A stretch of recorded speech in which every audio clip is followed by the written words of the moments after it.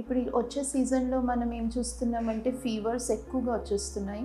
ఈ fevers can be seasonal flu, viral infection, bacterial infection, dengue fever, malaria fever, typhoid. So ఇవి మీరు ఎలా identify చేయగలరంటే generally ఒక seasonal flu and viral fever will have a similar symptom, but seasonal ఫ్లూలో cold ఎక్కువ ఉంటుంది, fever తక్కువ ఉంటుంది. వైరల్ ఫీవర్లో ఫీవర్ ఎక్కువ ఉంటుంది అండ్ కోల్డ్ అండ్ కఫ్ కూడా ఉంటుంది. డెంగ్యూ ఫీవర్ అంటే మనకి fever and predominantly headache and backache ఎక్కువగా ఉంటుంది. Fever if it is associated with chills, అంటే విపరీతమైన చలేస్తుంది, కప్పుకోవాల్సి వస్తుంది అంటే అది మలేరియా అన్న అవ్వచ్చు, లేకపోతే యూరినరీ ట్రాక్ట్ ఇన్ఫెక్షన్ అన్న ఉండొచ్చు. యూరినరీ ట్రాక్ట్ ఇన్ఫెక్షన్లో మీకు మూత్రంలో మంట కూడా అనిపిస్తుంది. If you are feeling any sort of a fever, మీరు ఫస్ట్ 2 days చేయాల్సింది క్రమంగా ఇంటి దగ్గర టెంపరేచర్ చూసుకోవాలి. టెంపరేచర్ 100 కన్నా పైన ఉంటే మాత్రమే డోలో 650 వేసుకోవాలి, లేకపోతే వేసుకోవద్దు.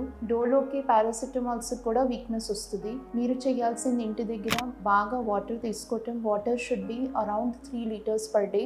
ఇందులో ఓన్లీ ప్లెయిన్ వాటర్ ఉండక్కర్లేదు, coconut water, buttermilk or any sorts of liquid. మీరు హైడ్రేషన్ ఒక 3 to 3.5 liters వరకు మెయింటైన్ చేసి బాగా రెస్ట్ తీసుకోండి. ఒక 2 days ఇంటి దగ్గర టెంపరేచర్ చూడండి, 100 కన్నా పైన వెళ్ళిపోతుంది కంటిన్యూస్గా, even despite of hydration and a lot of rest, then visit Rishitha hospital.